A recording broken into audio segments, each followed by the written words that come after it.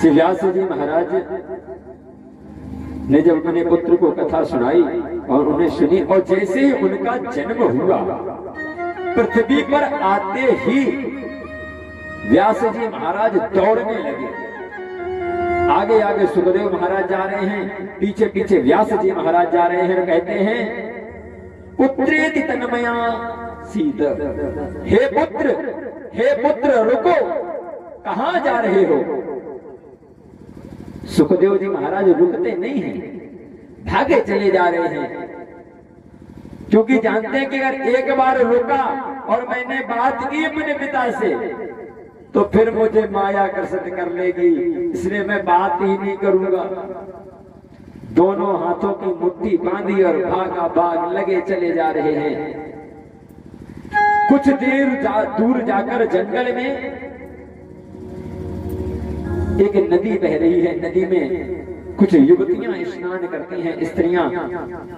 जब स्नान कर रही थी तो उन्होंने पहले सुखदेव महाराज को देखा, तो वो जल से बाहर नहीं आई, स्नान करना उन्होंने बंद नहीं किया।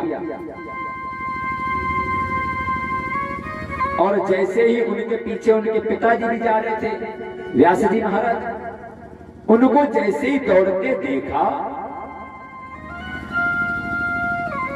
एकदम सारी स्त्रियां आती हैं, झटपट अपने वस्त्र पहनती हैं, और वस्त्र पहनने के बाद एकदम अपने गर्दन झुकाकर खड़ी हो जाती हैं। व्यास जी महाराज ने बात समझ नहीं पाई। व्यास जी महाराज कहते हैं कि हे स्त्रियों, हे देवियों, यह बताओ, जब हमारा 12 वर्ष का पुत्र जो किशोर अवस्था में है, 12 वर्ष के जब होते हैं हम लोग तो किशोर अवस्था आ जाती है, कि जो हमारे पुत्र हैं सुखदेव, जो 12 वर्ष के हैं, वो यहां से दौड़ते हुए जा रहे थे, तब आपने उनको देखकर ना ही वस्त्र पहने और ना ही आपको कोई दिक्कत हुई, कोई परेशानी नहीं हुई। और जैसे ही आप लोगों ने मुझे देखा, एकदम निकलकर वस्त्र पहनकर गर्दन झुकाकर खड़े हो गई, एकदम जैसे कि आप बहुत शर्मिंदा हो गई हो। ऐसा क्यों?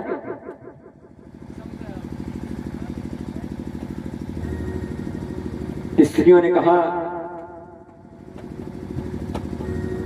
हे पराशर नंदन व्यास जी महाराज, मैं जानती हूं वो किशोर अवस्था में है, जो स्वयं बिल्कुल नग्न अवस्था में है, जिसके शरीर पर एक धागा नहीं है, यानी कि उसे पता ही नहीं है स्त्री क्या है और पुरुष क्या है। तो उसके सामने आप चाहे जैसे चले जाओ, कोई फर्क ही नहीं है। अबोध अवस्था हो, बालक हो, बालक के सामने आप चाहे जैसे रहो, या आपके सामने बालक चाहे जैसा घूमे, नंगा हो, चाहे जैसा हो, उसे पता ही नहीं है हम हैं क्या, वो जानता ही नहीं कुछ भी, अबोध है वो।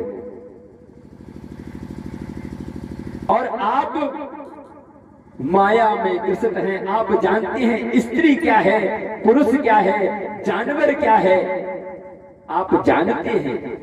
और जो व्यक्ति समझदार होता है, और समझदार व्यक्ति के सामने यदि हम जानते हैं कि हमने गलती की, तो हमें डर होता है कि इस व्यक्ति के सामने यदि हमने गलती की तो ये हमें टोक देगा, क्योंकि ये जानता है।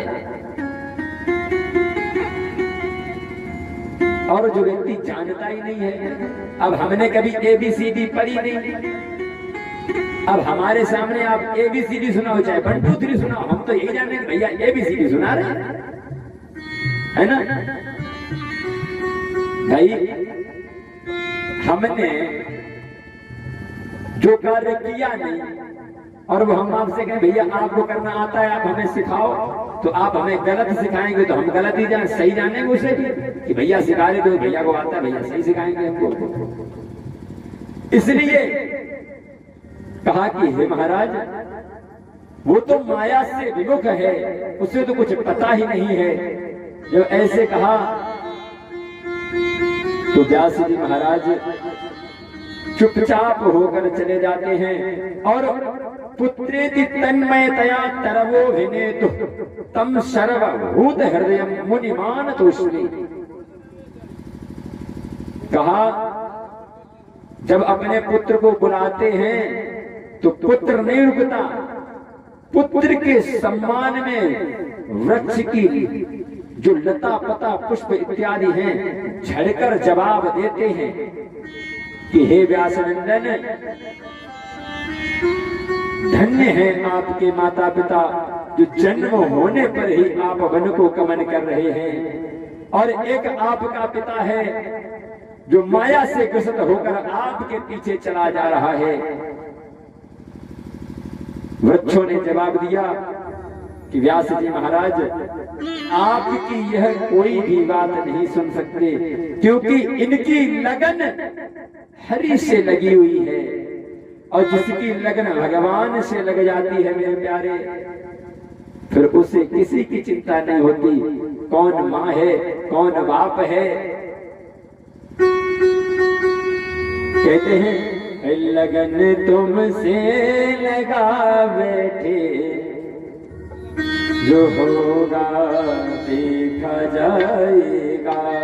लगन तुमसे लगा बैठे, जो होगा देखा जाएगा।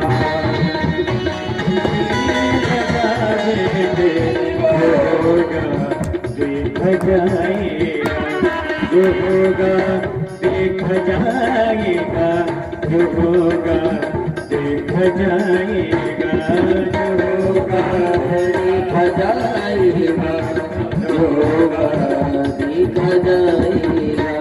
तुम्हें अपना तुम्हें अपना तुम्हें अपना बना बैठे, जो होगा